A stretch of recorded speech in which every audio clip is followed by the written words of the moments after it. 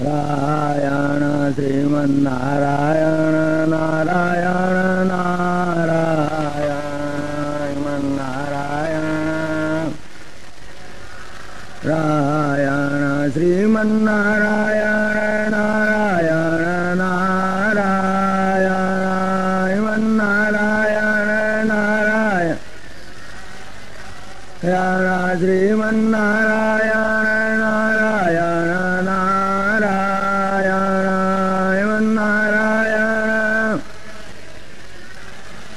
नारायण सूर्य नारायण नारायण नारायण नारायण नारायण सूर्य नारायण नारायण नारायण नारायण नारायण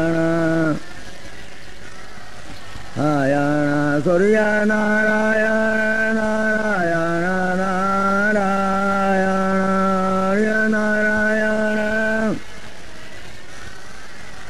नारायण सूर्य नारायण नारायण नारायण नारायण नारायण सत्य नारायण नारायण नारायण नारायण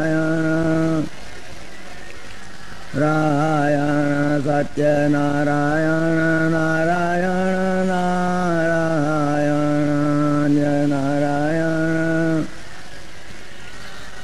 नारायण सत्य नारायण नारायण नारायण जय नारायण नारायण सत्य नारायण नारायण नारायण जय नारायण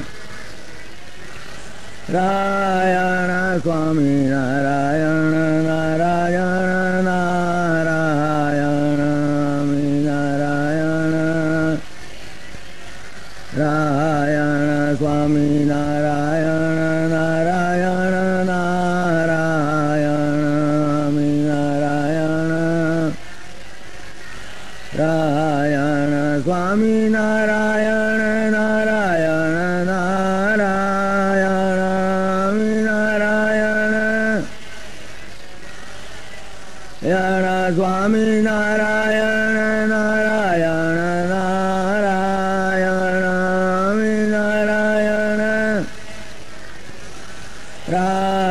नारायण लक्ष्मी नारायण नारायण नारायण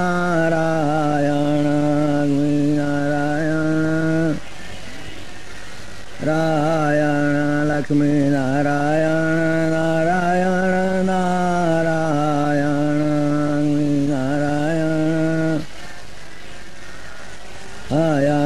लक्ष्मी नारायण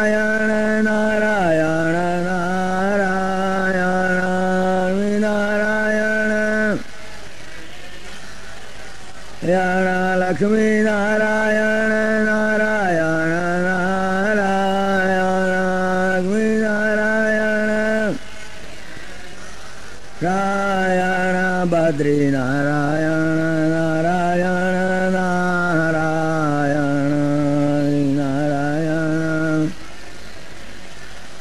नारायण बद्री नारायण नारायण नारायण नारायण बद्री नारायण नारायण नारायण द्रि नारायण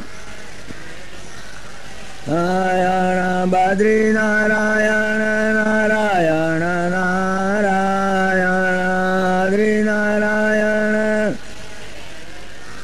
नारायण श्रीमन्नारायण नारायण नारायण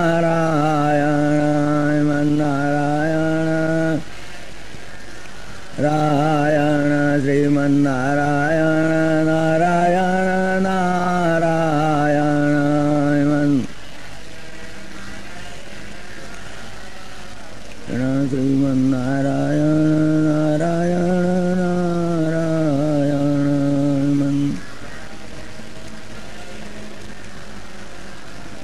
करारविन्देन पदारविन्दं मुखारविन्दे विनिवेशयन्तं वातस्य पात्रस्य पुटे शयानं बालं मुकुन्दं मनसा स्मरामि श्रीकृष्ण गोविन्द हरे मुरारे हे नाथ नारायण वासुदेव वेपिब स्वामृतमेतदेव गोविन्द दामोदर माधवेति विक्रेतु कामा किल गोपकन्या मुरारिपादार्पितचित्तवृत्ति लज्जादिकं मोहवशात् गोविन्द दामोदर माधवेति गृहे गोपवधू कदम्बां मिलित्वा समवाप्य योगं ज्ञानी नामानि पठन्ति नित्यं गोविन्द दामोदर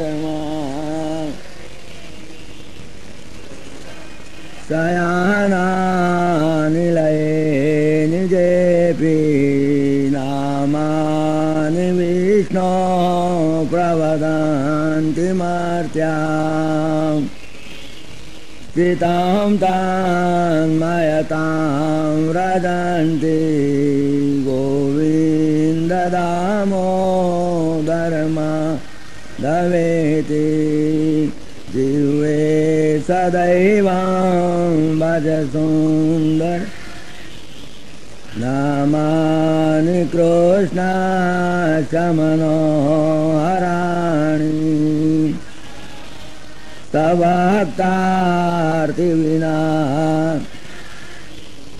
गोविन्द दामोदर माधवेति वसानेदमेव सारं दुःखावस इदमेव ज्ञेयं देहावसानेदमे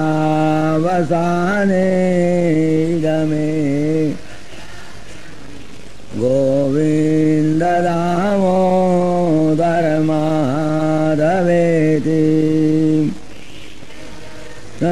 राधावर गोकुलेश गोपाल गोवर्धन तविष्णु जिह्वे पिब स्वामृतमे तदेव गोविन्द माधवेति जिह्वे रसाग्ने मधुरा प्रिया त्वं सत्यं हितं त्वां परम् अवर्णयेता मधुराक्षराणि गोविन्द दामोदर त्वामे याचे मम देहि जीवे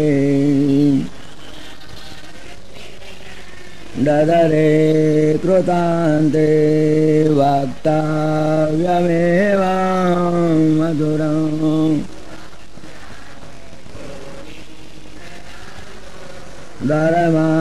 दरमाधवेति गोविन्द दामोदरम् गजाननं भूतगणादिसेवितं कपित्तजाम्बूफलचारुभक्षणं उमासुतं शोकविनाशकारकं नमामि विघ्नेश्वरपादपङ्कजम्।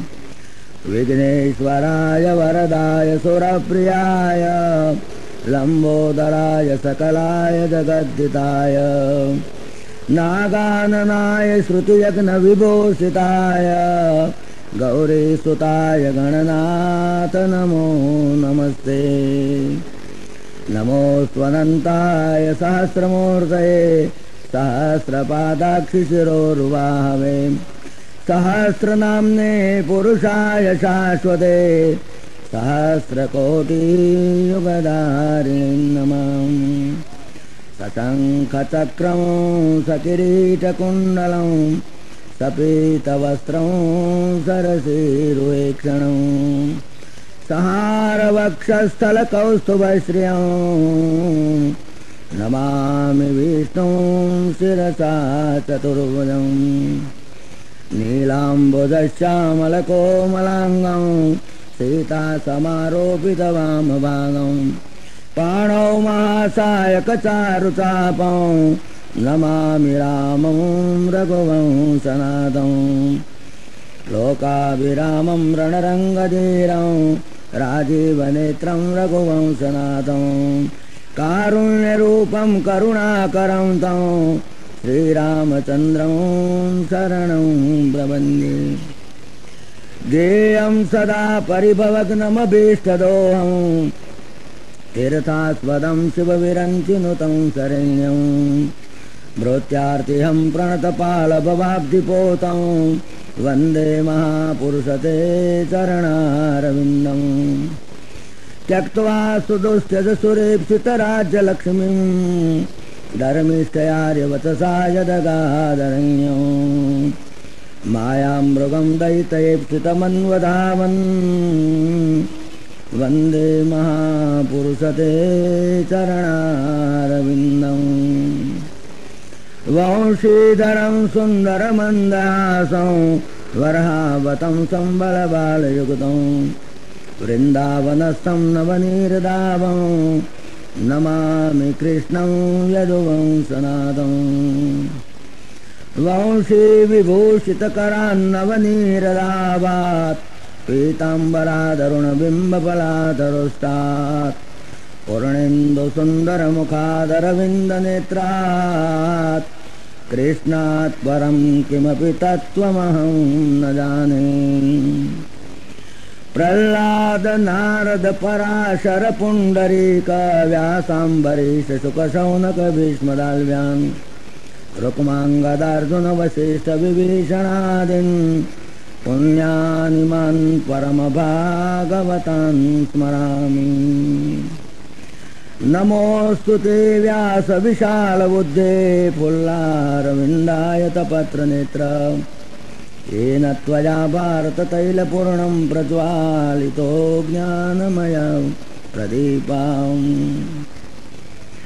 योऽन्तः प्रविश्य मम वाचमिमां प्रसुप्तां सञ्जीवयत्यखिलशक्तिधरस्वधाम्ना अन्यांश्च हस्तचरणश्रवणत्वगादीन् प्राणान्नमो भगवते पुरुषाय तुभ्यम्।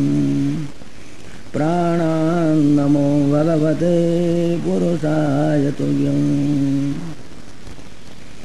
जो परमात्माની કૃપાથી અને દિવ્ય જીવન સંઘના ઉપાય આશ્રય આપણે આજે એક 16 દિવસનું જ્ઞાન સત્રનું આયોજન કર્યું છે. આ જ્ઞાન સત્રનું આયોજન છે. આ જેને અંગ્રેજીમાં સેમિનાર કહે છે. આ કોઈ કથા નથી. જેવી તમે કથા સાંભળી છે દર વખતે ગંગરે મહારાજની, આગળ મોરારી બાપુની વગેરેની ઘણા કથાકારો છે, એ એવી જાતની આ કથા નથી. આ એક ઓરિએન્ટેશન ટ્રેનિંગ કોર્સ છે. આ એક વિષયને અભિમુખ કરવા માટેની એક આ મજૂરી છે, મહેનત છે. એકચ્યુઅલી સેમિનાર છે, જ્ઞાન યજ્ઞ છે. આમાં શ્રીમદ ભાગવતને આપણે એક બેઝ લીધું છે. બાકી તો એની અંદર નર્યું વેદાંત પડ્યું છે, નર્યું વેદાંત છે. એટલે આમાં વાર્તાઓ બહુ ટૂંકી આવશે. તમે પ્રહલાદની ધ્રુવજીની વાતો તો ઘણી સાંભળી છે, ભાગવત તો તમે જાણો છો, ભાગવત કોઈ હિન્દુનો છોકરો ના જાણતો બને નહીં, પણ એની અંદર જે વેદાંત ઠસોઠસ ભરી છે એ વેદાંતની ચર્ચા છે, મુખ્ય તો વેદાંતની ચર્ચા છે. વાર્તાનો થોડો આધાર લેવાનો છે, આધાર લઈશું વેદાંતમાં વાર્તાનો લઈશું. વાર્તાઓ તો પુષ્કળ છે ભાગવતની અંદર, પણ ભાગવત શું છે એને સમજ્યા નહીં. એટલે પહેલી તો મારે તમે ભાગવતની ઓળખાણ આપવી પડશે, કારણ કે ભાગવતને જ નહીં ઓળખો તો ભાગવતની વાત નહીં સમજાય, અને ભાગવતની વાત સમજાશે તો ભાગવતનું વેદાંત નહીં સમજાય. એટલે ભાગવતને પહેલું ઓળખી લો. ભાગવત કોઈ પુસ્તક નથી, એ પહેલું મગજમાંથી કાઢી નાખો. ભાગવત કોઈ પુસ્તક છે, ભાગવત પુસ્તક નથી. ભાગવતની ઓળખાણ જાણી. કોઈ પણ વ્યક્તિ અગર વસ્તુ ઉપર પ્રીતિ થાય ક્યારે કે જ્યારે એને આપણે એનું ઇન્ટ્રોડક્શન થાય, એને ઓળખાણ થાય તો થાય. ઓળખાણ પહેલી કરવાની જરૂર. ફર્સ્ટ ક્લાસની ટ્રેનમાં મુસાફરી કરતા હોય અને બેઠા ને આપણી જોડે માણસ બેઠો હોય, પણ જ્યાં સુધી ઇન્ટ્રોડક્શન ના થાય ત્યાં સુધી વાત નહીં કરીએ આપણે. તો કોઈ માણસ આવીને ઇન્ટ્રોડક્શન કરે, ભાઈ આ તો કલેક્ટર સાહેબ છે, આગળ આ તો મોટા ઉદ્યોગપતિ છે, બસ થોડી ઇન્ટ્રોડક્શન આપી પછી છેક સુધી મુંબઈ સુધી વાતો કરો, ખૂબ વાતો કરો, બહુ પ્રેમ થાય, ભાવ પેદા થાય કે ભાઈ આ એક વિદ્વાન પંડિત છે, ચલો ભાઈ, તો પછી વાતો કરવાનો આનંદ આવે. ઓળખાણ જોઈએ, દરેક વસ્તુની ઓળખાણ જોઈએ. દવાની શીશી લેવા જાઓ તો ઓળખાણ આપેલી હોય એની ઉપર, આટલા ટકા એની અંદર આલ્કોહોલ છે, આટલા ટકા એની અંદર પ્રોટીન છે, આટલા ટકા એની અંદર છે. ઓળખાણ થઈ એની ઉપર ભાવ પેદા થયો. કોઈ વસ્તુ લેવા જાઓ તો ઓળખાણ જોઈએ, ભાઈ આની અંદર આટલા કાઉન્ટનું સૂતર છે, આની અંદર આવું કાપડ છે, આની અંદર આવું જાપાનનું છે, ફોરેનનું છે, તો એમાં ભાવ પેદા થાય. કોઈ પણ વસ્તુ અગર કોઈ પણ વ્યક્તિની અંદર ભાવ પેદા કરવો હોય તો પહેલા એને એની ઓળખાણ છે, ઓળખી લો. તો ભાગવતમાં પ્રેમ પેદા થવો છે, એ મુખ્ય વસ્તુ છે. પહેલું તો પ્રેમ થવો એ જુદી વાત છે. ભાગવતમાં પહેલો તો પ્રેમ પેદા કરવો છે. તો ભાગવત શું છે એની ઓળખાણ પહેલી જાણી લો. ભાગવતને આપણે પુસ્તક માની બેઠા છીએ. ભાગવત કોઈ પુસ્તક નથી, ભાગવત કોઈ વાર્તાની ચોપડી નથી, ભાગવત કોઈ નોવેલ નથી, ભાગવત કોઈ ઇતિહાસ નથી. ઇતિહાસ તમે વાંચો ભાઈ તો તમને અકબર બાદશાહનો, પછી અકબર બાદશાહ આ સાલથી આ સાલ સુધીની, પછી મોગલ પીરિયડ શરૂ થયો આ સાલથી આ સાલ સુધીની, પછી બ્રિટિશ પીરિયડ શરૂ થયો આ સાલથી આ સાલ સુધી. ભાગવતમાં ક્યાંય સાલો નથી. કયો રાજા કઈ સાલથી કઈ સાલ ને કઈ રાજો કઈ સાલથી કઈ સાલે કઈ ન મળે. ઇતિહાસ નથી. આ ભાગવત કોઈ પુસ્તક નથી, ભાગવત કોઈ ચોપડી નથી, કોઈ નોવેલ નથી. નોવેલ વાંચો તો મૂકી દો, એક વખત નોવેલ વાંચો મૂકી દો. ભાગવત તો તમે જેટલી વખત વાંચો, સ્વાદુ પદે પદે, એક એક શ્લોકની અંદર, એક એક શબ્દની અંદર નર્યો સ્વાદ, નર્યો રસ. ભાગવત નોવેલ તમે સમજશો તો એક જ વખત વાંચશો, પછી નહીં વાંચો. જ્યારે ભાગવત આખી જિંદગી તમે વાંચો, ભાગવત ઉપર તમને કદાચ બી તમને કંટાળો નહીં આવે. કારણ કે ભાગવત પુસ્તક ને નોવેલ નથી. સિનેમા તમે એક વખત જુઓ, બીજી વખત જોવાનું મન નહીં થાય. કોઈ પણ સાંસારિક પદાર્થ, કોઈ પણ ભૌતિક પદાર્થ એક વખત અનુભવ કર્યો એની ઉપરથી દિલ ઉઠી જશે. જ્યારે જેમ જેમ તમે ભાગવત વાંચતા જશો, સાંભળતા જશો, તેમ તેમ એમ જ દિલ લાગતું જશે. એટલે ભાગવત ઇતિહાસ નથી, ભાગવત કોઈ નોવેલ નથી, કોઈ બત્રી પુત્રી વાર્તાની ચોપડી નથી. ભાગવત શું છે એ જાણી લો. એની અંદર રાજાઓની ઘણી વાતો આવે છે. ઘણા રાજાઓ, આ રાજા થઈ ગયા, પછી આ રાજા થઈ ગયા, પછી આ રાજા થઈ ગયા. આપણે બધી રાજાઓની વાતો જ સાંભળી કરી, પણ રાજાઓની વાર્તા કરવા સુકવા બેઠા. સુખદેવજી મહારાજની એટલી કઈ નવરાશ હતી તે વાતો કરવા બેહે. અને પરીક્ષિતે ક્યાં નવરો હતો, હાથમાં દાડે તેને જતા રહેવાનું હતું, મોતના કુવામાં ટંટ્યા લબડાઈને બેઠો હતો. એને આવી વાતો સાંભળવાનો રસે શું પડે? એને શું રાસલીલામાં સવાદ પડે? એને શું બીજા રાજાઓની વાર્તાઓનો કે ધ્રુવજીના સસરાનું નામ શું હતું, ધ્રુવજીની હાહુનું નામ શું હતું, અને પ્રહલાદજીની વેવણીનું નામ શું હતું, એ જાણીને એને શું કામ? જેને હાથમાં દાડે તો જવું છે, એને આ બધી રાસલીલા ને ભગવાનનો આ શૃંગાર ને એ બધું જાણીને શું કામ હતું? મોતના કુવામાં ટંટ્યા લબડાઈને બેઠો છે. અને સુખદેવજી મહારાજે ક્યાં એટલા નવરા હતા આ બધી વાતો કરે. આ ચોખવટ કરી છે ભાગવતમાં. ભાગવતમાં છેક છેલ્લે 12મા સ્કંદમાં અમારા વ્યાસ નારાયણે ચોખવટ કરી કે આ બધી વાર્તાઓ મેં તને કહીને એ તો ફક્ત મારો વાણીનો વિલાસ છે, બીજું કાંઈ નથી. હવે આવી ચોખવટ તમને કોઈ ભાગવતનો શ્લોક બતાડે નહીં કે આ વ્યાસ નારાયણ શું કહેવા માંગે છે. અરે તમને શા માટે ભાગવત સંભળાઈએ? ભાગવત શું કરવા? તમને એમ લાગે છે કે તમને પુણ્ય મળી જાય? અહીં પુણ્ય પડીકા નથી વેચાવાના. તમે જાણો કે હું હોટલાડા વાંચું તો પછી મને સ્વર્ગ મળે, મારા માટે વિમાન આવે, નહીં આવે. ભાગવતને શા માટે સાંભળવું છે, ભાગવતને શા માટે વાંચવું છે, જાણવા માટે ભાગવત શું છે જાણવું પડે. ભાગવતના 12મા સ્કંદમાં, છેલ્લા સ્કંદમાં વ્યાસ નારાયણે ચોખવટ કરી. સુખદેવજી મહારાજે કહ્યું, રાજા પરીક્ષિત, આજે તારો હાથમો દાડો છે, છેલ્લો દાડો છે, હવે તારે જવાનું જ છે. અને આ મેં તારા આગળ 7 દાડા સુધી રાજાઓની વાતો કરી, પણ આ બધી વાતો એ તો મારો એક માત્ર વાણી વિલાસ છે. મુખ્ય મારો ભાવ શું હતો? તને 7 દિવસ ભાગવત સંભળાવવાનો કે તારી અંદર વિજ્ઞાન અને વૈરાગ્ય પેદા થાય. અને 7 દિવસના અંતે પણ જો તારા હૃદયની અંદર વિજ્ઞાન અને વૈરાગ્ય પેદા ના થાય તો આ તે નોવેલ વાંચી સમજી લેજે, તે ભાગવત સાંભળ્યું નહીં.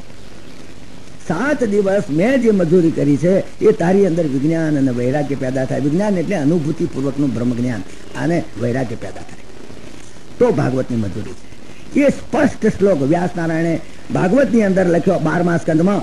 કથા યમાંસ્તે કથિતા મહીયસામ વિહાય લોકેશુ યશ પરેયુષામ વિજ્ઞાન વૈરાગ્ય વિવક્ષયા વિભો વચો વિભૂતિર નતુ પારમાર્થ્યમ.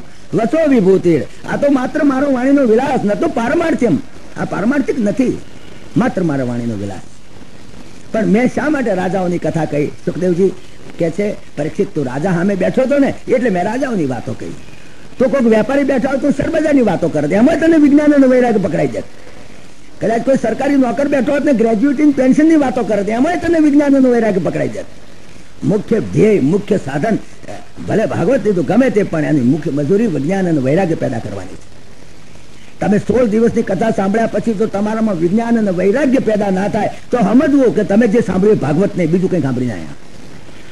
તમે 7 દિવસ સુધી ભાગવત કથા સાંભળી અને તમારા અંતરને ટટોલી જુઓ ને જોઈએ એની અંદર વિજ્ઞાન અને વૈરાગ્ય પેદા ના થાય તો સમજી લેવું કે તમે જે વાંચ્યું ભાગવત નહીં, કોઈ નોવેલ વાંચી ના આવ્યા.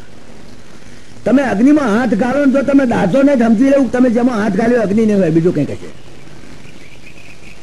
તમે પાણીમાં હાથ ગાળો તો તમારો હાથ પરળે ને સમજી લેવું જેમાં તમે હાથ ગાળ્યો પાણી નહીં હોય, બીજું કંઈ કહેશે. એમ ભાગવત સાંભળ્યા પછી તમારી અંદર કામ, ક્રોધ, લોભ, મોહ, બધું માત્સર્ય થોડા ઓછા થયા કે નહીં, એ જો નહીં થાય તો સમજી લેવું તમે ભાગવત સાંભળ્યું મનોરંજન કાર્યક્રમ બની ગયો, બીજું કાંઈ નહીં. આ મનોરંજન કાર્યક્રમ નથી, પહેલી વાત સમજી લો. આ વેદાંતની હાઈએસ્ટ ફિલોસોફી સિમ્પલ ભાષામાં સમજવી છે. વેદાંતની ભાષા છે પણ બહુ જ સિમ્પલ ભાષામાં આપણે સમજવી છે. કારણ વેદાંતનું નામ સાંભળે છે બધા પડકે છે, પણ વેદાંત જ નર્યું ભર્યું છે, ઠસો ભર્યું છે ભાગવતની અંદર. વેદાંત શબ્દ સાંભળે છે ને લોકોને ઉબાઈ જાય છે. 1 દાડો 2 દાડો વેદાંતની કથા સાંભળી, 3 દાડો આવે જ નહીં બિલકુલ. અરે ભાઈ સાહેબ અમારું ગજું નહીં, વેદાંત સાંભળવાનું. વેદાંતમાં તો બોમ્બાસ્ટિક કેટલા વિદ્વાનો અને પંડિતો શબ્દો બોલે, બસ તો આપણે એમ થાય કે આ શું વાત કહેવા માંગે છે. એની અંદર અધિષ્ઠાન, એની અંદર મળ વિક્ષેપ આવરણ, એની અંદર નિમિત્ત ઉપાદાન, નિમિત્ત કારણ, ઉપાદાન કારણ, આવા બધા શબ્દો આવે, અઘરા ગભરાય.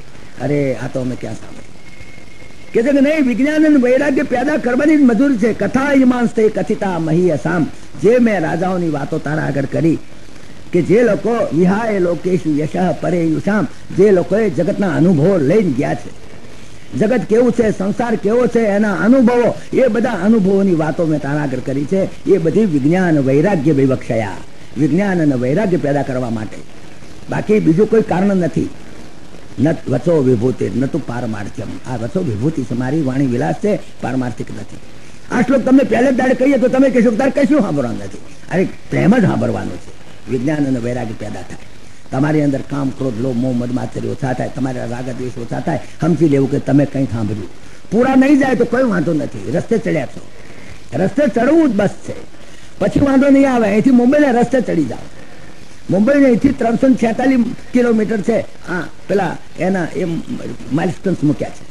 તમે રસ્તે ચડ્યા, 345 આવ્યું, 344 આવ્યું, 343 માઇલસ્ટોન આવ્યો, 342 આવ્યો, 341. સમજી લેવું તમે સાચા રસ્તે છો. ભલે પછી 5 વર્ષે પોકો, પણ 6 સાચા રસ્તે. ઓછું થતું જાય છે, માઇલસ્ટોન નો આંકડો ઓછો થતો જાય છે. જો ઓછો થતો જાય સમજી લેવું કે સાચે રસ્તે છો. પણ 346 ભલે 347, 348, 349 સમજવું તમે દિલ્હી કોરા હેડ્યા, મુંબઈ કોરા નથી જતા, ઊંધે રસ્તે ચડ્યા છો. રસ્તો તો એક જ છે, કલ્યાણનો અને અકલ્યાણનો રસ્તો એક છે, ફક્ત માઇલસ્ટોન જોતા જવાનું કે કયા રસ્તે જઈએ છીએ. એમ જેમ જેમ જીવન આગળ વધે તેમ તેમ તમારો કામ, ક્રોધ, લોભ, મોહ ઓછા થતા જાય. સમજવું સાચે રસ્તે છો. ભલે પછી 5000 જન્મે નિસ્તાર થાય, કોઈ ચિંતા નથી. 5-25 હજાર જન્મે પણ તમારો મોક્ષ થાય, તમે મોડા પડ્યા નથી. You are not late at all. કારણ કે કમ્પેર્ડ વિથ ઇટર્નિટી, અનંત કાળના હિસાબે 5-25 કરોડ 5-25 કરોડ જન્મ એ કઈ મોટી વાત નથી. It is twinkling of an eye only. એટલે તમે ધારો કે મને હોળ દાડામાં મેળ પડી જશે એની ચિંતા નહીં કરતા, સાચે રસ્તે ચોક કેમ એ જોઈ લો. તમારામાં જો ઓછા થતા જાય કામ, ક્રોધ, લોભ, મોહ, મદ, માત્સર્ય ઓછા થતા જાય, સમજવું સાચે રસ્તે છો. પૂરા ના જાય તો કોઈ ચિંતા નથી, પણ સાચે રસ્તે છો. અને જો વધતા જાય હોળ દાડા પછી તમારામાં કામ, ક્રોધ, લોભ, મોહ, મદ, માત્સર્ય વધતા જાય, સમજવું ઊંધે રસ્તે છો, ક્યાંક ઊંધે રસ્તે ચાલ્યા છીએ. તો આ સમજાવવા માટે કરીને આ બધી મજૂરી ભાગવતની છે. એટલા માટે ભાગવતને એટેન્ટિવલી સાંભળવાનું છે. એમાં પ્યોર વેદાંત છે, પ્યોર વેદાંત છે. ભાગવતની ઓળખાણ તમને કેવી રીતે હું આપું? ભાગવતની ઓળખાણ તો વ્યાસનારાયણે પોતે જ આપી દીધી છે. પહેલા જ શરૂઆતમાં, પહેલા શ્લોકમાં ભાગવતની ઓળખાણ આપી દીધી. ભાગવત શું છે?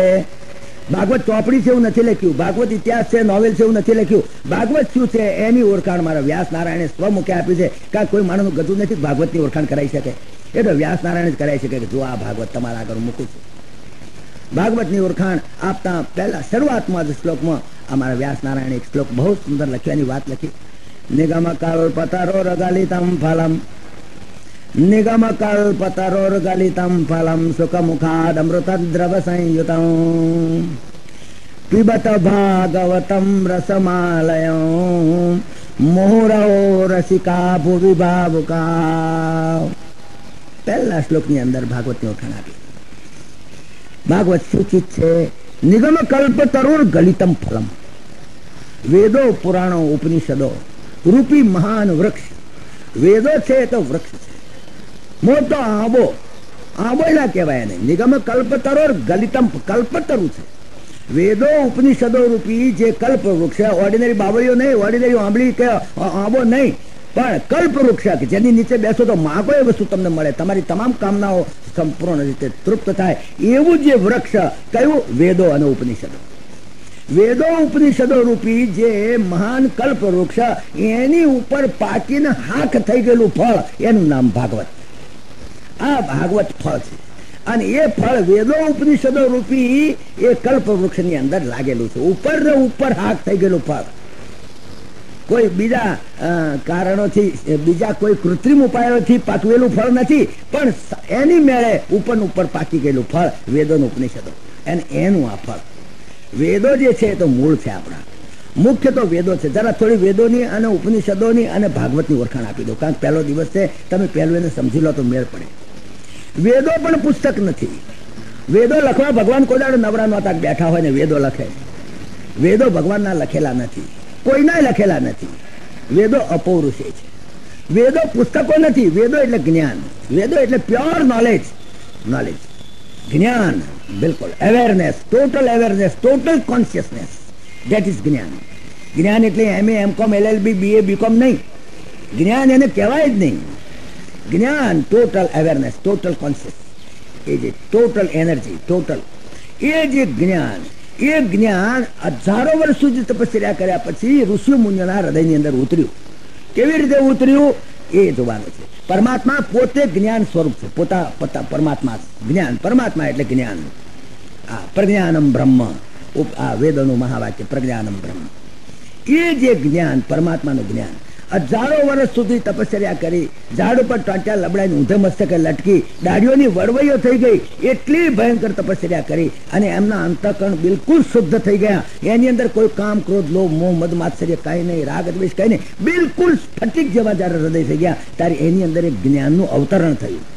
કેવી રીતે થાય તમે અહીંયા આગળ બરોડાની ખબર નથી, પણ તમે અમદાવાદમાં અમારા કાંકરિયા બહુ મોટો એરિયા છે, અને મિલોનો ધુમાડો જયારે આખો દાડો ચડે છે ને, જયારે ઠંડીનો સમય હોય ને, રાત પડી હોય ને, ત્યારે બધું એ વાતાવરણમાં હેઠું ઉતરે છે. હેઠું ઉતરે છે. તમે કદાચ એ ફિનોમિના જોયો હોય તો તમને ખબર પડે. એ આ બધું ધુમાડો નીચે ઉતરે.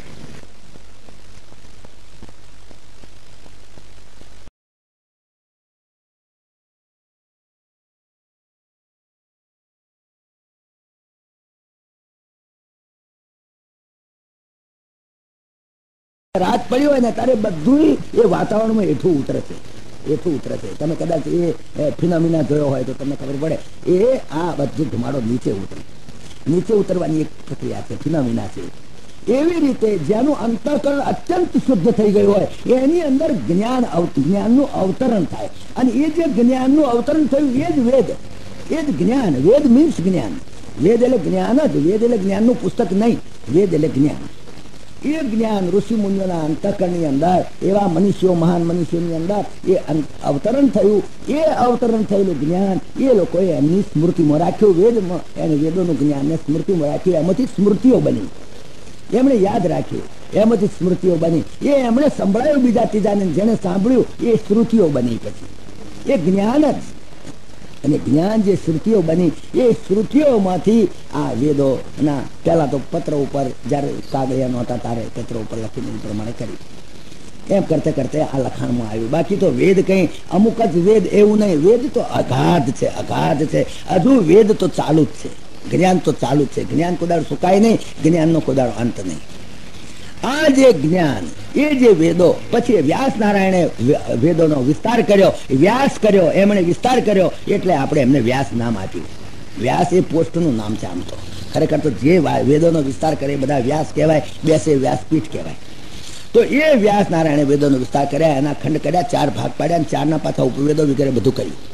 પણ છતાંય વ્યાસ નારાયણ એમ લાગ્યું કે આટલા બધા વેદો મેં લખ્યા છતાં લોકોની શક્તિ નથી, લોકોનું મન આને પકડી શકે એમ નથી. એટલે એમણે એની ઉપરથી પછી પુરાણો લખ્યા. આ વેદો જે લખ્યા એ વેદોને અંતે પરિશિષ્ટ આપ્યા. પરિશિષ્ટ જેને કે એપેન્ડિક્સ કહેવાય ને, કોઈ પણ પુસ્તક હોય એને અંતે પરિશિષ્ટ હોય, જે એપેન્ડિક્સ કહે છે. વેદોને અંતે જે પરિશિષ્ટ આપ્યા એનું નામ ઉપનિષદો. ઉપનિષદો એટલે વેદોને અંતે આવેલા પરિશિષ્ટ, એપેન્ડિક્સ. અને વેદોને અંતે આવેલા હોવાથી એનું નામ વેદાંત પાડ્યું. વેદાંત એટલે વેદોને અંતે આવેલા ઉપનિષદો, એને વેદાંત કહેવાય. આ જે બધા ઉપનિષદો, એ બધા ઉપનિષદો એ સમજવા મુશ્કેલ પડે. વેદોમાં તો સંસ્કૃત પ્રવેશ થાય જ નહીં, પણ ઉપનિષદો પણ અઘરા પડવા માંડ્યા, કારણ કે સંસ્કૃત ભાષા ધીમે ધીમે ઓછી થતી ગઈ. એટલે ઉપનિષદોને સમજાવવા માટે એ બધી ઉપનિષદો રૂપી રૂપક આપ્યું. બધા ઉપનિષદો રૂપી ગાયો, અને એને ભગવાને દોરી. સર્વોપનિષદો ગાવો, દુગ્ધા ગોપાલ નંદન પાર્થો વત્સા સુધીર ભોક્તા, અને દુગ્ધમ ગીતામૃતમ મહાત. એ ઉપનિષદોનો સાર મૂકી દીધો ગીતામાં. Gita is nothing but Vedas. વેદોનો સાર જેને કહેવાય, સરળ ભાષામાં એમણે મૂક્યો. પણ છતાંય જે ગીતા છે એ પણ થિયોરેટિકલ, બિલકુલ એમાં બધું જ જ્ઞાન પૂરી દીધું, ગાગરમાં સાગર ભરવે એમ. પણ એને સમજાવવા માટે પછી પુરાણો, એની અંદર ભાગવત, એ બધું ગીતાની એનોટેશન છે, બીજું કઈ નહીં. Bhagwat is nothing but the annotation of Bhagavad Gita. આ ભાગવત ની અંદર ગીતાનું બધું જ્ઞાન સમાપ્ત કરી દીધું. અને એની અંદર એકાદશ સ્કંદ, અને એમાં જે ઉદ્ધવ ગીતા એ તો અલૌકિક, આખો વેદો એની અંદર આવી ગયા. કે જે એકાદશ સ્કંદ ને તમે જુઓ તો કોઈ પણ ભાગવત કથાની અંદર 5 કલાકમાં ઊંચી મૂકી દે છે. વાર્તાઓ કરીને છેલ્લે દાડો તો વરઘોડો કાઢવાની ઉતાવળમાં એને કોઈ એકાદશ સ્કંદ તો અડતા જ નથી. આપણો મુખ્ય વિષય તો એકાદશ સ્કંદ છે, આપણો મુખ્ય વિષય તો જ્ઞાન છે. આપણું વેદાંત એ આપણો આ ભાગવતનો વિષય છે, આ જ્ઞાન યજ્ઞની અંદર. તો એ પ્રમાણે આ ભાગવત આવ્યો. આ ભાગવત એટલે નિગમ કલ્પ તરોર ગલિતમ ફલમ. જે વેદો પુરાણો ઉપનિષદો રૂપી જે વૃક્ષ, કલ્પ વૃક્ષ, એની ઉપર પાકીને હાક થઈ ગયેલું ફળ, એનું નામ ભાગવત. આ ભાગવત ઉપર હાક થઈ ગયેલું ફળ. અને જયારે કોઈ આંબા ઉપર કેરી ઉપર હાક થઈ ગયો હોય ને, ત્યારે એને કાગડા ના કોચે, કોઈ દાડો કાગડા ના કોચે. કાગડો તો કાચી કેરી કોચે, જયારે પાકી થાય ત્યારે એનું ગળું પાકે. એ કાગડા જેવા જીવો હોય ને એ એમાં ચાંચ ના મારે, પણ એને ચાંચ મારે કોણ? શુક, પોપટ.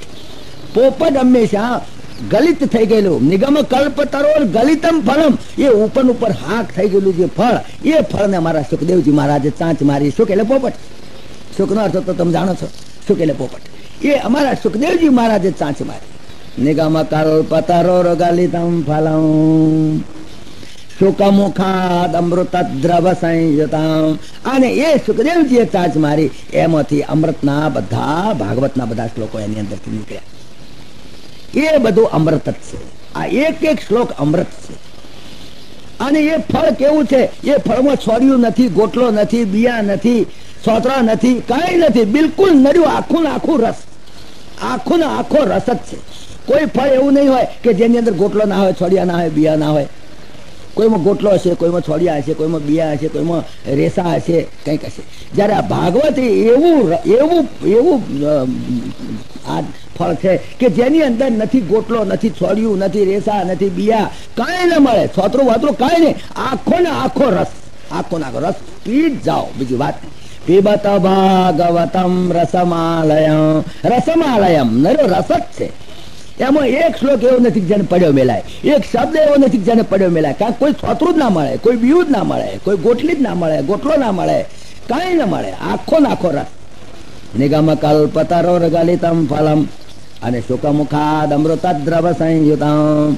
સુખદેવજીના મુખમાંથી નીકળેલું આ અમૃત, પીબત ભાગવતમ રસમાલયમ.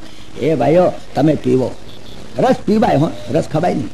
તમે જાણતા હશો, કોઈકને ત્યાં તમે મહેમાન તરીકે જાઓ અને રસપુરીનું જમણ બનાવે અને પૂરી ઉપર રસ ચડાવીને ખાઓ તો તમને કંઈ તમને તમારી બાએ ખાતો નથી શીખવાડ્યું લાગતું. અરે ભરાતની રસ્તે કંઈ પૂરી ઉપર ચડાવીને ખવાતો હશે, મોડો વાડકો જ મોડવાનો સીધો બારોબાર. પૂરીઓના ડૂચા ઘેર જઈને ખાજો, અહીં આગળ રસ પીવા આવ્યા છો, કેરીનો રસ ખાવા આવ્યા છો, તો રસ ખાઓ ને વાડકો મોડે જ મોડવાની વાત છે. પીબત એટલા માટે પીબત, ભાગવત પીવાય, ભાગવત સંભળાય નહીં, ભાગવત વંચાય નહીં, ભાગવત પીવાય. પીબત ભાગવતમ રસમાલયમ. તમે રસ પીવો, નર્યો રસ છે ભાગવત, એટલે નર્યો રસ જ સમજી લો. ભાગવતમાં રસ સિવાય બીજું કઈ છે જ નહીં, ગોટલો છોડ્યું કઈ ન મળે. નિગમ કલ્પતરો ગલિતમ ફલમ. વેદો પુરાણો ઉપનિષદો રૂપી કલ્પવૃક્ષ, કલ્પવૃક્ષમાંથી રસ ના નીકળે. વૃક્ષમાંથી આંબામાંથી આંબાના થળિયાને બચકા ભરો તો કઈ રસ ના આવે, એની ડાળીઓમાં રસ ના આવે, પણ એની અંદર પાકેલું જે ફળ હોય ને એમાંથી રસ ખવાય. આંબાની કેરીને પાકેનો રસ ખવાય. જો કે થાય એને લીધે, આંબો ના હોય તો કેરી ના થાય, આંબો ના હોય, વૃક્ષ ના હોય તો ફળ ના હોય, પણ વૃક્ષ હોય છતાંય વૃક્ષને કઈ બચકા ના ભરાય, એના થળિયાને બચકા ના ભરાય. વેદો પુરાણો ઉપનિષદોને તમે જો વાંચવા જાઓ અંદર તો તમને કશું રસ ના આવે. પણ આ પાકેલું ફળ છે ભાગવત, અને પાકેલું ફળ છે માટે આપણો તો રસ સાથે વાત છે. ભલે ઝાડ તો વૃક્ષનો જ હોય, આંબાની કેરી હોય, એની અંદર થળિયાનો જ રસ્તો આવતો હોય, થળિયામાંથી જ આવે, મૂળિયામાંથી આવે. પણ આપણે રસ કાઢવો હોય ત્યારે કઈ મૂળિયાના અંદર નીચોવાય, કે થળિયાને ના નીચોવાય, કે ડાળીઓને ના નીચોવાય. રસ નીચોવા માટે તો કેરી ફળ જોઈએ, તો આપણે તો ફળ ભાગવત નીચોઈને રસ પીવો છે. તો આ રસ છે. નિગમ કલ્પતરો ગલિતમ ફલમ શુકમુખાદ અમૃતદ્રવ સંયુતમ. પીબત ભાગવતમ રસમાલયમ. નર્યો રસ, રસય ગમય પાર. સુર નર પારન પામે મનવાણી વડે. એટલો રસ, સ્વાદુ સ્વાદુ પદે પદે, એક એક શ્લોક, એક એક શબ્દ ની અંદર સ્વાદ છે.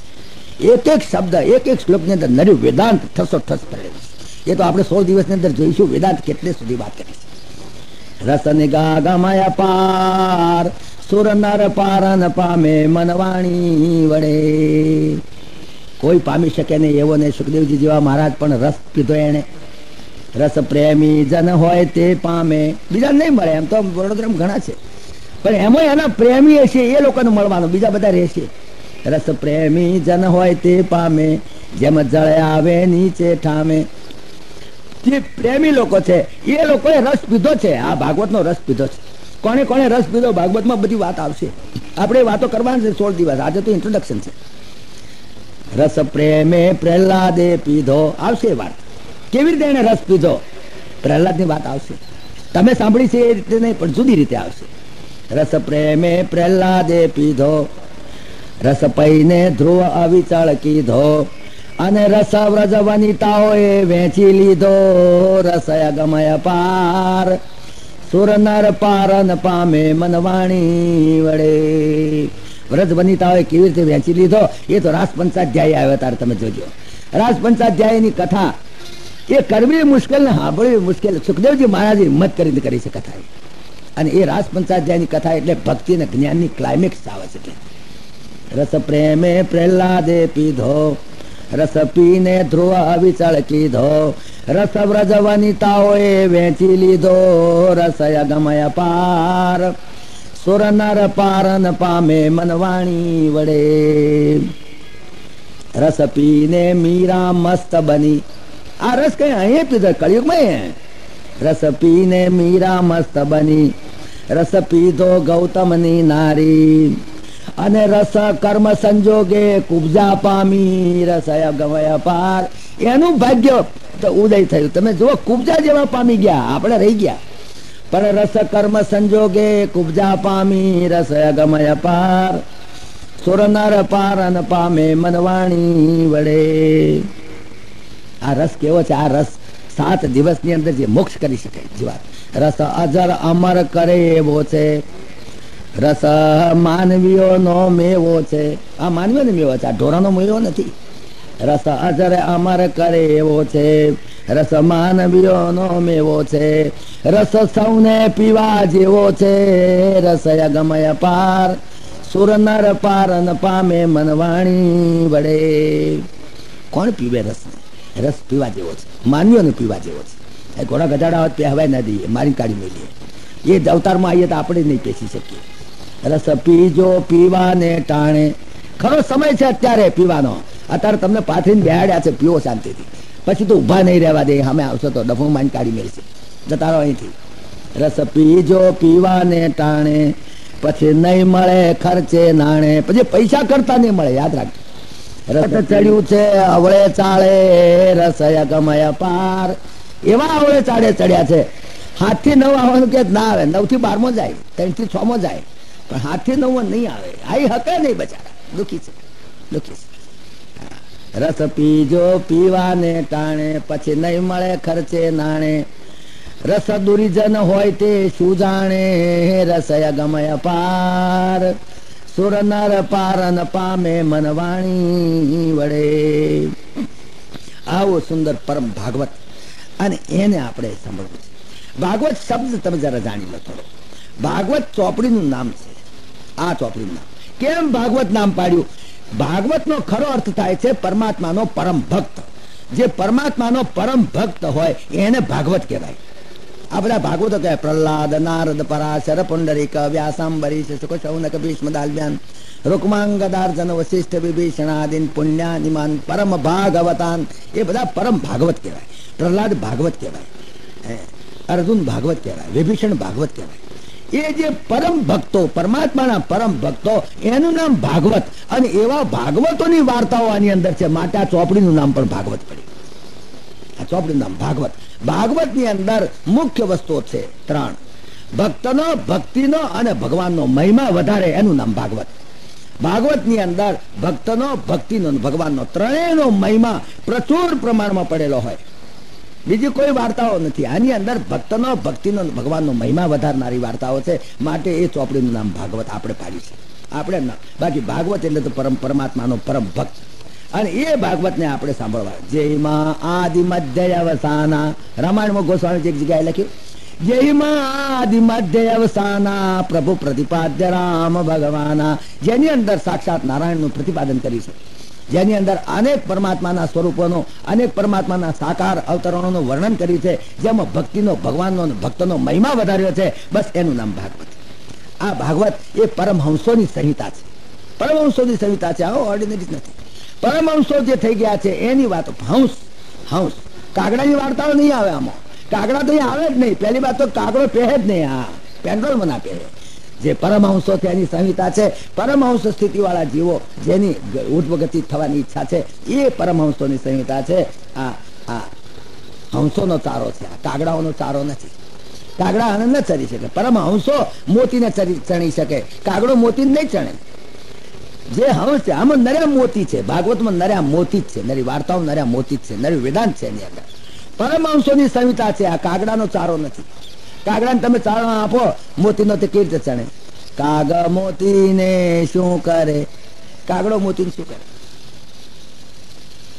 આ ભાઈને કઈ તકલીફ છે? કાગ મોતીને શું કરે? મોતી ભરખે મરાળ. મોતી તો હંમેશા હંસ ચડે. કાગડો તો વિષ્ટામાં જ મોડું ગાળે. કાગડાનું ગજું નહીં, આવવાનું ગજું નહીં. એ હંસ ચણો ચડી શકે. કાગ મોતીને શું કરે? મોતી ભરખે મરાળ. પાન બીડા શા પાડાને? પાડાને કે તું પાન બીડો ખાય, 120 ને કિલોમ કાચ ખાય, એનો ગોખલો લાલ થાય, કઈ નહીં. પાન બીડા શા પાડાને, પાડો હોધે પરાળ. એ તો પરાળ મેલ્યો એક ટોપલો, અડધું ખાય ને અડધું વેરે, અડધું બે થોડી વાર ખાય પાછો વેરે પાછો. એને હવા જ નહીં આવે. આ પરમહંસોની સંહિતા છે ભાગવત. ભાગવત પરમહંસોની સંહિતા છે. સુખમુખાદ અમૃત દ્રવ સંયુત. આપણે કહીએ કે હેડ ભાગવતની કથા પૈસા બતા ટાઈમ નથી, મને મોડું થઈ ગયું છે, ઉઠવામાં મોડું થાય છે, ઘણું કામ છે, એ લોકો આવે જ નહીં. બીજા કામ હતું ના આવે, દવાખાનામાં જો છોકરો મોદો પડે દોટાડોટ કરે પણ એમાં આવે જ નહીં. કે પેલા તું હેડ ભલા આદમી ભાગવત છે, આવો લાવો ફરી નહીં મળે, પણ ના આવી શકે, એ જીવડાઓ આવી જ ના શકે. એને કે ખેડ પેલો ભમરો કે ચાલ હું તને બાગ બગીચો બતાવું, સુંદર બાગ છે, એની અંદર બધા સુંદર સુંદર પુષ્પો છે, અંદર ગુલાબ છે, ચમેલી છે, આ બધું છે. ભમરો પણ પેલો ગુંગો ખરો ને એની નાચનો જ હોય છે. ગુંગો તમે જોયો છે? પોદળામાં પેશી રહે ગુંગો. ગુંગો પોદળા એના જેવો જ લાગે, ભમરા જેવો જ, ભમરા નાચનો ભમરા જાતનો એમ તો. પણ હું આખો દાડ પોદળામાં જ પેશી રહ્યો હોય, બહાર નીકળે જ નહીં. તો ભમરાને એક દાડ ઘણું થયું, કલા ભોળા તું મારા જેવો દેખાય છે, મારા જેવું તને શરીર મળ્યું છે, તું હેડ એક દાડો તો હેડ, તું તો હેડ તો ખરો, હું તને બતાવું કેવો સુંદર બાગ છે, કેવા સુંદર ગુલાબ ઉગ્યા છે, કેવી ચમેલી તુલસી ઉગ્યા છે, તું ચાલ. આ પોદળામાં શું કામ પહેરી રહ્યો છે? તો કોઈ દાડો ગુંગો આવે નહીં. એક દાડો પરણે ગુંગાને ફોગલાઈને લીધો, લહેર સિનેમા જોવા લઈ જાઉં, પાસ મફત આવ્યો છે એમ કરીને અહીં લઈ આવ્યો, બાગમાં લઈ આવ્યો. ભ્રમરે ગુંગાને રે ભોળવી, બધો દેખાડ્યો બાગ, બધો બાગ દેખાડ્યો ગુંગાને, જો આવું છે આવું છે આવું છે. ભ્રમરે ગુંગાને રે ભોળવી, બધો દેખાડ્યો બાગ, પણ ગુંગાને કઈ ગમ્યો નહીં, લીધો પોદળામાં લાગ. તો બાગમાં પોદળો પડે તો અક્કલમી આમાં પેઈ ગયો. હવે એને ભાગવત પરણે બોલાવી લાવશો તોય મુશ્કેલી થશે. એ આવશે તોય હખણો નહીં બેહે, એ આવશે તો પોદળો ખોલતો હશે કે આમાં પોદળો ક્યાં છે આ જગ્યાએ, તો જઈને પહેરી જવું. આ એને વાત કરે છે. માટે કરી દે પીબત ભાગવતમ રસમાલયમ, રસમાલયમ ભાગવતમ પીબત ભાગવતમ રસમાલયમ, મોહરો રસિકા ભોવિ ભાવુકા. જો તમે રસિક હો તો, જો તમે સ્વાદને ઓળખી શકતા હો તો, જો તમે સ્વાદના જાણીતા હો તો, પણ સ્વાદનો જાણીતો હોય કેવી રીતે? જેનું મોં આવી ગયું હોય ને એને હવાજ પડે જ નહીં. તો આજે સમાજનું મોં આવી ગયું છે. આજે સમાજનું એટલું મોં આવી ગયું છે કે સિનેમા, ટીવી અને વિડીયો સિવાય એને કંઈ દેખાતું નથી. નર્યો કચરો, નર્યો પોદળામાં જ બેસી રહ્યા છે. એ ગુંગાઓ બહાર નીકળે તો અહીંયા આવે ને, અને એક દાડો આવે તો હવાજ ચાખે ને. પણ આ ગુંગા બધા એમાં પહેરી રહ્યા છે, એને હવાજ નથી આવતો. પીબત ભાગવતમ રસમાલયમ, મુહુરહો મુહુ, વારંવાર પીવો. રસિકા ભોવી ભાવુકા, જો તમને ભાવ હોય તો, જો તમને ભાવતું હોય તો. પણ ભાવે નહીં, કારણ કે મોડું આવી ગયું એને ખબર નહીં પડે, મોડું આવી ગયું એને સ્વાદની ખબર નહીં પડે. આજે સમાજનું મોં આવી ગયું છે ને એટલે સમાજને સમજણ પડતી નથી. આ ભાગવતની કથા આપણે 16 દિવસ કરવાના છીએ. પ્યોર વેદાંત એની અંદર સમજવું છે. આ ભાગવતની કથા તમે જુઓ કે જે જીવનો 7 દિવસમાં મોક્ષ કરી શકે, એટલી તાકાત છે ભાગવતની. જીવનો 7 દિવસમાં મોક્ષ કરે. પરીક્ષિતનો કહે છે કે 7 દિવસમાં મોક્ષ કર્યો. પરીક્ષિતે શરૂઆતમાં વાર્તા આવશે, ત્યારે આપણે વાર્તાને લઈશું, ત્યારે બધું આવશે. પરીક્ષિતે કહ્યું મહારાજ હાથ દાડમ મારો મોક્ષ થઈ શકે, ઇઝ ઇટ પોસિબલ? હા. તો સુખદેવજી મહારાજ હસી પડ્યા. એમણે કહ્યું કે ગાડા માણસ, હાથ દાડા તો શું, પણ તારો દાદો એક હતો ખટવાંગ, એને તો 7 કલાક મળ્યા હતા. 7 કલાક તો બહુ થઈ ગયા, 7 મિનિટ બહુ થઈ ગઈ મોક્ષના માટે. પણ તારી એની અંદરની તારી ભાવ એ એની ઉપર આધાર રાખે છે. પણ જીવનો 7 દિવસમાં મોક્ષ કરી શકે તો ભાગવત બોલે છે. તમે જો ભાગવતની શરૂઆત કેવી રીતે થઈ છે તમે જુઓ. પછી આપણે વાર્તા જયારે ચાલશે ત્યારે તો બધી વાત આવશે. ભાગવતની શરૂઆત જ વિષાદથી થઈ છે. ગીતાની શરૂઆત પણ વિષાદથી થઈ છે. અર્જુનને પહેલો અધ્યાય વિષાદ યોગ, એમાંથી વિષાદ થયો, અને જ્યાં વિષાદ થયો 18મા અધ્યાયમાં પ્રસાદ યોગ આવ્યો. પહેલો અધ્યાય વિષાદ યોગ, છેલ્લો અધ્યાય પ્રસાદ યોગ. નષ્ટો મોહ સ્મૃતિ લબ્ધા ત્વત પ્રસાદાત મયા ચિત, પ્રસાદ યોગ 18મો અધ્યાય. અહીંયા આગળ ભાગવતમાં પણ પહેલો સ્કંદ વિષાદ યોગ, પહેલા સ્કંદમાં આ પરીક્ષિતને વિષાદ થયો. જ્યાં સુધી વિષાદ ના થાય ને ત્યાં સુધી કોઈ દાડો ભગવત ચરણારવિંદ બાજુથી ચાલે નહીં. વિષાદ થાય, જયારે લપડ ખાય, જયારે દુનિયાની અડબોત ખાય, બરાબરની રમરમાઈને આવે ને ત્યારે માણસ આ બાજુ વળે છે. કોઈ મહાપુણ્યશાળી હોય ને અનેક જન્મની પુણ્ય હોય ને કદાચ એની મેળે વળી જાય તો એ બહુ એક્સેપ્શનલ કેસીસ છે. બાકી મોટે ભાગે જીવો જયારે સંસારની અડબોત ખાય છે ને ત્યારે જ વળે છે. પણ તો એક કલ્યાણ છે. હું તો કહું છું અડબોત ખાઈને પણ નીકળે તો પણ એનું કલ્યાણ છે. પરીક્ષિતે જયારે અડબોત ખાધી ત્યારે બરાબરની રમરમાઈને આવી લમણાની મરવાનું હાથ દાડે તારે બેસી ગયો ગંગા નદીને કિનારે. જો એને 7મે દાડે મરવાનો શ્રાપ ન મળ્યો હોત અને કદાચ સુખદેવજી મહારાજ હસ્તિનાપુરમાં આવ્યા હોત અને ટેલિફોન કર્યો હોત કે સુખદેવજી આ સાલ મારે કઈ કથા નક્કી નથી કરી, માટે મારે તારે પણ કથા સંભળાવવી છે, તો સુખદેવજી એમ જ જવાબ આપત કે મહારાજ અત્યારે તો આસામનું પંજાબનું કોકડું એવું થઈ ગયું છે કે અત્યારે હું નવરો નથી, માટે હમણાં રહેવા દો, આવતી સાલ રાખજો, એમ જ કે. પરીક્ષિત કેમ નવરો પડ્યો ભાગવત સાંભળવા? તમે સાંભળો, પરીક્ષિત નવરો કેમ પડ્યો? લાત ખાધી તારે. આ સંસારમાં જેને લાત ખાધી છે ને પરમાત્માના ચરણમાં ગયા છે, એ પરમાત્માના ખોળામાં જઈને પડ્યા છે. પ્રહલાદે બાપની લાત ખાધી, પરમાત્માના ખોળામાં જઈને પડ્યો. ધ્રુવે માની લાત ખાધી, પરમાત્માના ખોળામાં જઈને પડ્યો. વિભીષણ અને સુગ્રીવે ભયની લાત ખાધી, પરમાત્માના ખોળામાં જઈને પડ્યા. નરસિંહે ભાભીની લાત ખાધી, પરમાત્માના ખોળામાં જઈને પડ્યો. ભરતૃએ બૈરીની લાત ખાધી, પરમાત્માના ખોળામાં જઈને પડ્યો. મીરાએ ધણીની લાત ખાધી, પરમાત્માના ખોળામાં જઈને પડ્યા. જેને જેને સંસારમાં લાત ખાધી છે ને એ પરમાત્માના ખોળામાં જઈને પડ્યા છે. અસંખ્ય દાખલાઓ ભાગવતની અંદર આપણે જોઈશું. કોઈ મહાન પુણ્યશાળી જીવ હોય, અનેક જન્મની એની સાધના હોય અને પુણ્ય ભેગી થઈ હોય ને એની મેં અનાયાસે નીકળી જાય તો બહુ જ ઓછા. બાકી તો સંસારની અંદર વૈરાગ્ય અને વિવેક એ પેદા કરવા માટે આ મહેનત છે ભાગવતની. એટલા માટે સુખદેવજી મહારાજે કહ્યું, વિજ્ઞાન વૈરાગ્ય વિવક્ષયા વિભો. સંસારના ભૌતિક સુખોમાં, સંસારના સ્ત્રી પુત્રાદિકની અંદર જ્યાં સુધી હજુ તેમાં અંદર આસક્તિ છે ત્યાં સુધી તમને આ બાજુ વળવાનું મન નહીં થાય, નહીં થાય. માટે સંસારની લાત ખાધી જ્યારે પરીક્ષિત, તારે આવ્યો, બેસી ગયો ગંગા નદીને કિનારે. વિષાદ યોગ ભાગવતનો પહેલો સ્કંદ અને પ્રસાદ યોગ ભાગવતનો છેલ્લો સ્કંદ. વિષાદ યોગ એ ભગવદ્ ગીતાનો પહેલો અધ્યાય અને પ્રસાદ યોગ એ ભગવદ્ ગીતાનો છેલ્લો અધ્યાય. સંસારમાંથી વિષાદ ના થાય ત્યાં સુધી પ્રસાદ યોગ નહીં થવાનો. આ વિષાદ એને થયો, પરીક્ષિત આવીને બેસી ગયો, કથા સાંભળવા બેઠો. કથા સાંભળવા બેઠો, પણ આગળ આવશે વાર્તાની અંદર. તો અત્યારે તો ઇન્ટ્રોડક્શન જનરલ આપું તમને કે એને આવતા હોય તો સુખદેવજી મહારાજને એક જ સવાલ પૂછ્યો છે, વધારે નથી પૂછ્યો. ભાગવતમાં એક જ સવાલ છે, પછી એના પેટા સવાલો અનેક થયા, બાકી સવાલ એક જ છે, મુદ્દાનો એક જ સવાલ પૂછ્યો છે. ભાગવતમાં એક સવાલ ઉપર આખું ભાગવત બેઝ થયેલું છે. અને સવાલ કયો પૂછ્યો તમે જુઓ કે જે સવાલ એવો માર્મિક કે એને સમજાવવા માટે વ્યાસ નારાયણને 12 સ્કંદ લખવા પડ્યા. એ સવાલને સમજાવવા માટે વ્યાસ નારાયણને 1000 શ્લોકો લખવા પડ્યા. કેટલો માર્મિક સવાલ હશે તમે વિચાર કરો. પછી એના પેટા સવાલો ઘણા થયા. પહેલા સ્કંદના છેલ્લા જ અધ્યાયમાં છેલ્લા શ્લોકોની અંદર આ પરીક્ષિતે સુખદેવજી મહારાજ ગાદી ઉપર બેઠા તેની સાથે જ સીધો સવાલ પૂછ્યો, એક જ. અને સવાલ સમજાવવા 12 સ્કંદ 18,000 શ્લોકો લખવા પડ્યા છે. કેટલો માર્મિક સવાલ હશે. અને બીજા જ સ્કંદની શરૂઆતના પહેલા જ અધ્યાયની શરૂઆતમાં સુખદેવજી મહારાજાનો એક જ જવાબ આપ્યો છે. પછી એના પેટા જવાબો અસંખ્ય થયા, પણ મુખ્ય જવાબ એમણે એક જ આપ્યો, એક જ જવાબ આપ્યો. અને એ જવાબ પણ એટલો માર્મિક કે જેને માટે 12 સ્કંદ અને 18,000 શ્લોકો લખવા પડ્યા. તો એ માર્મિક જે સવાલ છે ને માર્મિક જે જવાબ છે એની ઉપર જ આખું હોળદાડા આ વિવરણ ચાલવાનું છે. અને બહુ સમજવા જેવું છે. આખું વેદાંત એની અંદર પડેલું છે. એને સવાલ શું પૂછ્યો તમે જુઓ. સંસ્કૃતમાં છે એટલે હું તો વાર્તા આવશે ત્યારે બોલીશ, પણ અત્યારે તમને શુદ્ધ ગુજરાતીમાં અમારી તરોતરિયા ભાષામાં તમને કહું કે સવાલ એને શું પૂછ્યો. સુખદેવજીને આગળ મહારાજ પરીક્ષિતે સવાલ પૂછે, મહારાજ મારો એક સવાલ છે કે મોતના કુવામાં ટોટિયા લબડાઈને બેઠો એને શું કરવું? આ સવાલ છે, ટૂંકો સવાલ, તમને ગુજરાતીમાં બહુ સ્પષ્ટ ભાષામાં કહી દીધું.